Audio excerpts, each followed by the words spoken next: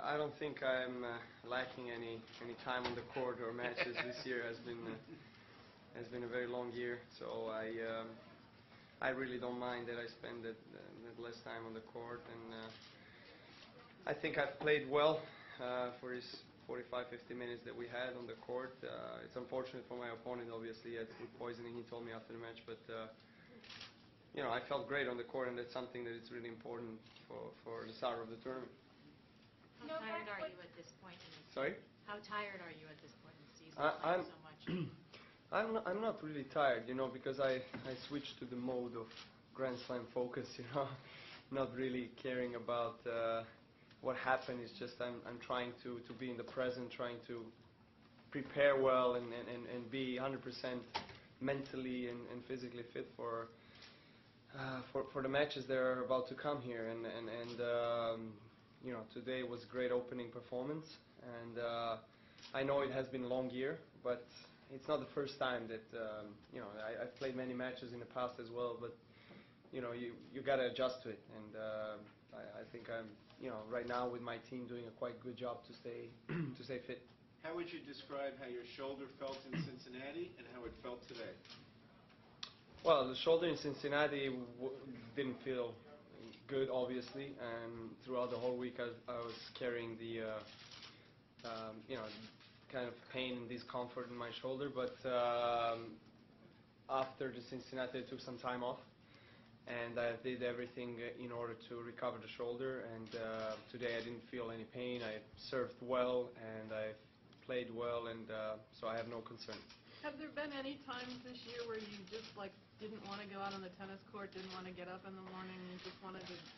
There's always those days, you know, where you don't want to get out, and you know, you don't feel like playing. It's normal, you know. Everybody has those days, bad days in the office, if you want to call them. But you know, in the end, it's your job.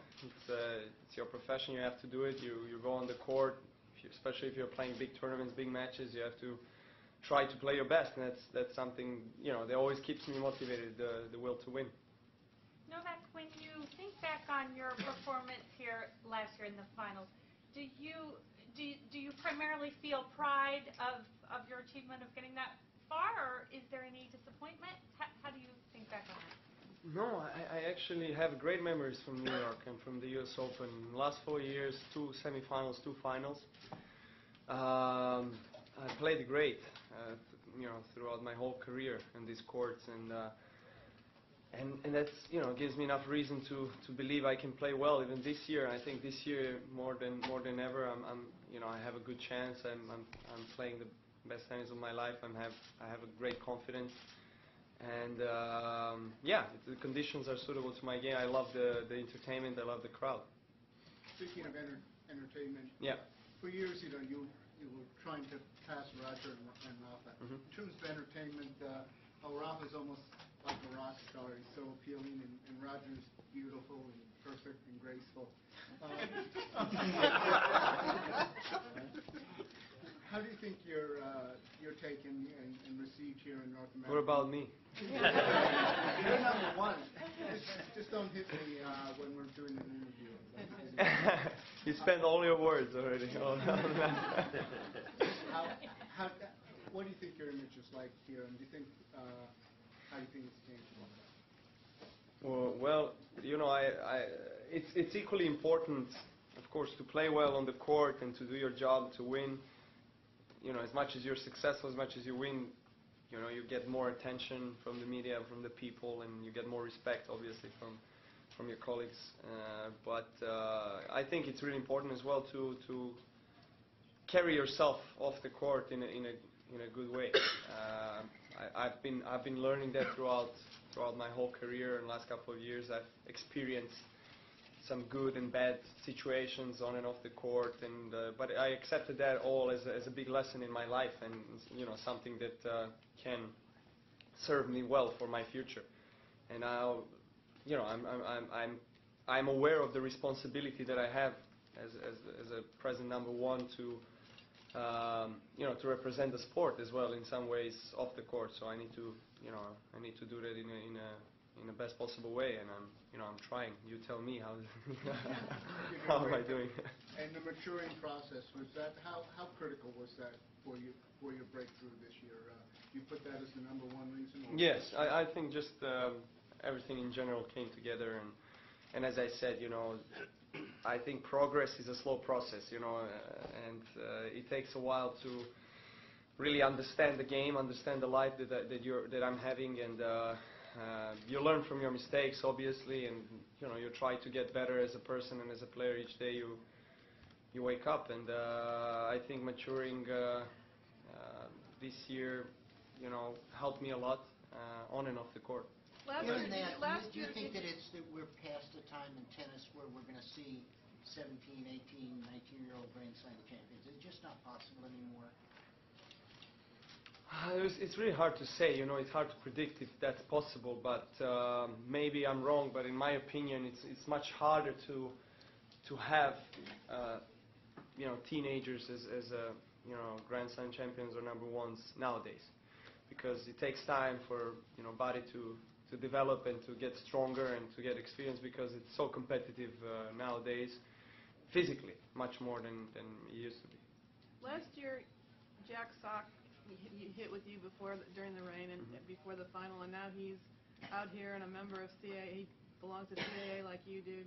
Can you just, what do you think of his future and what's to come for him?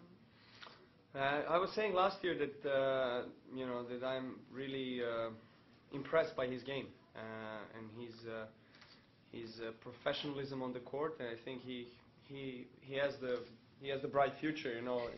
If he continues on being determined and focused on this sport. And I practiced with him quite a lot last year, actually, and during the tournament he has won the US Open Junior, so I have to get credit for that.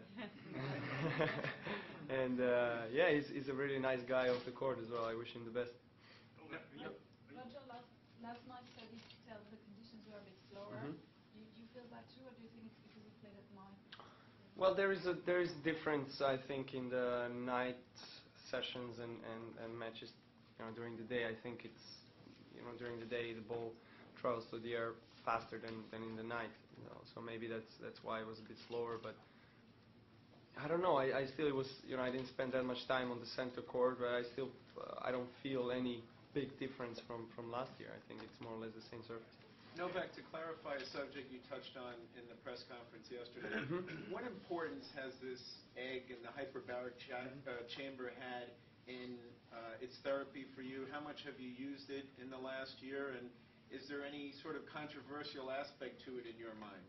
Well, look, I've said yesterday, I'm going to repeat it, I think, for the last time, because I really wouldn't like to speak about it anymore, because there is no reason to open this subject, because I have used it a couple of times, very few times last year, just to test it and see how it is. And since then I haven't used it at all, this year, and so I cannot really say what's the effect, and it doesn't have any influence on my success that I had in last 10 months. So that's really all I can say. Is there something controversial about it for those of us who aren't that familiar with it? I really don't know. I mean, there is nothing controversial. I mean, as I was aware, the many athletes, successful athletes, have been using that in the past. But as I said, I haven't used it for 12 months, so I really don't know. I didn't keep track with this technology. Novak, I don't know if you remember Gaston Gaudio, the Argentine player. He confirmed today officially that he's a retired player. I mean, what do you remember about him? What do you remember about his game? Well, he's a Grand Slam champion. He won Roland Garros, and he had, I think, the year when he won French Open, and the year before, year after, he had a couple of best years in his career. He was a player to beat on the clay courts. Next to Rafa, Coria, those guys were ruling the clay court season, and yeah, he's very talented. One of the nicest one-handed backhands.